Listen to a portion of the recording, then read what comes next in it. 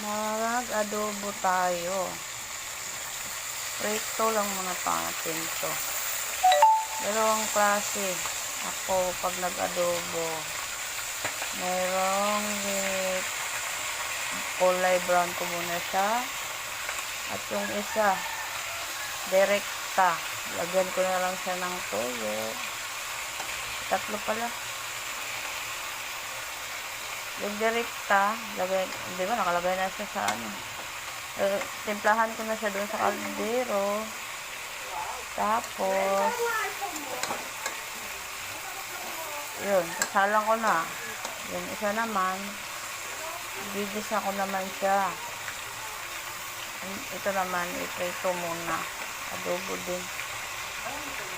Pero, golden brown ko muna siya.